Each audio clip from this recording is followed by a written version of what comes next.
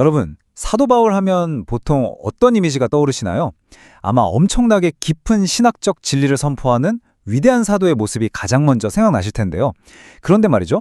고린도전서 9장 7절에서 10절을 보면요.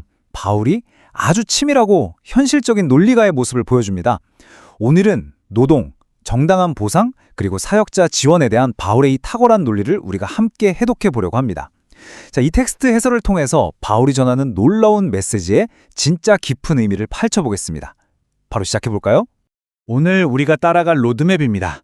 바울의 질문인 노동의 권리부터 시작해서 율법의 권위인 타작하는 소, 그리고 핵심 원리인 소망과 열매, 본문의 세 가지 신학, 마지막으로 오늘날의 교회와 적용까지 순서대로 쭉 한번 살펴보겠습니다. 첫 번째, 바울의 질문, 노동의 권리입니다. 일상적 상식이라는 출발점이죠. 바울은 7절에서 처음부터 무슨 거창한 신학적 담론을 꺼내지 않아요. 대신에 누구나 고개를 끄덕일 수밖에 없는 일상적인 상식을 딱 건드리면서 질문합니다. 개역개정 성경을 보면요. 누가 자기 비용으로 군복무를 하겠느냐 이렇게 묻죠. 바울이 던지는 이 수사학적 질문, 정말 시선을 단번에 사로잡는 강력한 훅이 아닐 수 없습니다.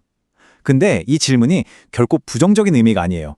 오히려 일하는 사람은 그 노동의 결과와 열매를 함께 누리는 게 너무나도 당연하다는 강한 긍정을 전제하고 있는 겁니다.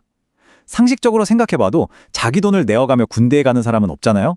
그 당연한 사실을 콕 찌르는 거죠. 바울은 여기서 멈추지 않고요. 인간 노동의 가장 대표적인 세 가지 영역을 비유로 가져옵니다.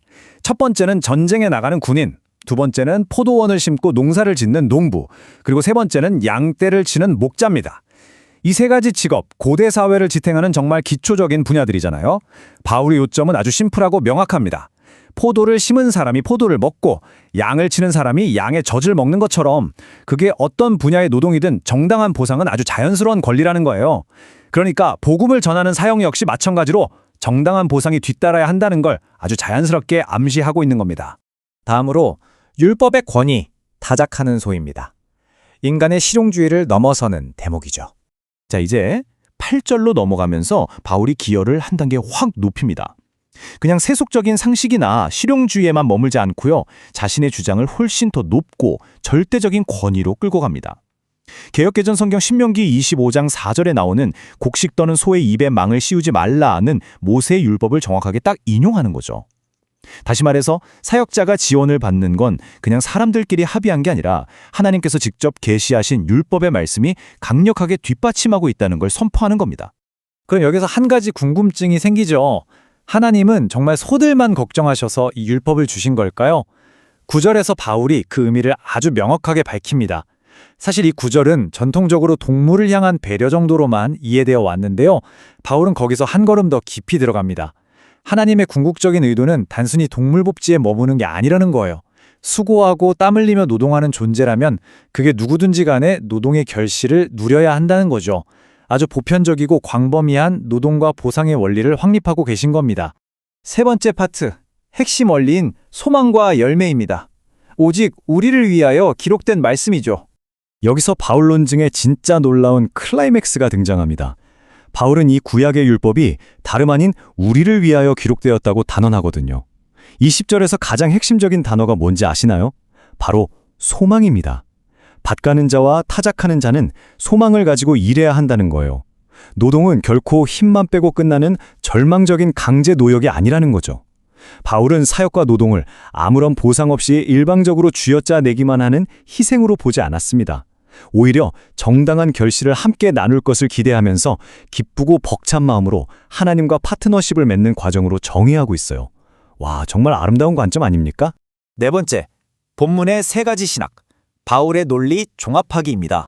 우리가 지금까지 쭉 살펴본 내용들은 아주 탄탄한 세 가지 신학적 기둥으로 종합해 볼 수 있습니다. 바울이 단순히 돈 이야기를 하는 게 아니라 정말 깊은 통찰을 보여주고 있거든요. 첫째, 복음 사역자는 정당한 생활 지원을 받아야 합니다. 흔히들 복음은 영적인 거니까 물질적 지원은 세속적이라고 생각하기 쉬운데 바울은 이런 이분법적 이원론을 완전히 배격합니다. 지원을 받는 건 하나님의 허락하신 질서라는 거예요. 둘째, 율법의 지속성입니다. 바울은 구약을 그냥 폐기해버리지 않아요. 소의 입에 망을 씌우지 말라는 율법 속에 담긴 하나님의 공의를 그리스도 안에서 새롭게 해석해서 교회에 적용했습니다. 셋째, 소망의 사역입니다. 무보수의 강압적인 헌신이나 고생을 맹목적으로 미화하지 않습니다. 일꾼이 소망 가운데 열매를 맺고 그 열매에 참여하는 것을 하나님은 아주 정당하게 여기십니다. 마지막 5번째, 오늘날의 교회와 적용, 공의와 사랑의 균형 잡기입니다. 그렇다면 이제 우리의 현실, 현대적인 맥락으로 한번 넘어와 볼까요? 이 빈틈없는 바울의 논리를 오늘날의 교회는 어떻게 적용해야 할까요? 이 본문은 교회와 사역자 사이에 정말 아름답고도 필수적인 균형을 기가 막히게 보여주고 있습니다. 한편으로는 권리의 정당성입니다. 교회가 영적인 유익만 쏙 빼먹고 사역자의 현실적인 필요를 외면하면 안 되겠죠. 생활을 지원하는 건 성경적 질서를 존중하는 겁니다. 하지만 다른 한편으로는 복음을 위한 자발적 절제가 필요합니다.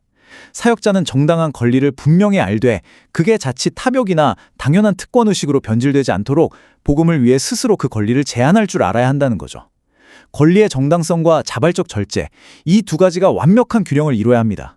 자, 여기서 우리가 절대 놓치지 말아야 할 가장 핵심적인 포인트가 있습니다. 오늘 해설의 범위가 단지 교회 안에서 목회자 사례비를 어떻게 할 거냐, 이 문제에만 국한되지 않는다는 거예요. 하나님께서 세우신 이 공의로운 원리는 모든 믿는 사람의 삶 전체로 확장됩니다. 누군가의 땀 흘린 수고와 노동의 가치를 인정하고 정당하게 보상하는 건요, 그냥 단순한 행정 처리의 문제가 아니라 하나님의 공의에 순종하는 행위 그 자체입니다. 노동의 열매를 누리게 하시는 이 거룩한 원리는 교회 안은 물론이고 우리가 속한 직장, 가정, 그리고 사회의 모든 관계 속에서 철저하게 존중되어야 마땅합니다. 이제 오늘 해설을 마무리하면서 여러분께 아주 본질적인 질문을 하나 던지고 싶습니다. 여러분은 교회의 사역자들, 그리고 더 나아가 일상 속에서 수고하는 수많은 사람들의 노동을 과연 어떻게 대하고 계신가요? 그들의 수고를 진심으로 가치 있게 여기고 정당하게 대우함으로써 하나님의 공의와 소망의 원리에 온전히 동참하고 계신가요? 오늘 우리가 살펴본 바울의 이 치밀하고도 따뜻한 논리가 여러분의 삶, 그리고 우리 교회의 모습을 비춰보는 아주 강력한 거울이 되기를 바랍니다. 끝까지 함께 해주셔서 정말 감사합니다.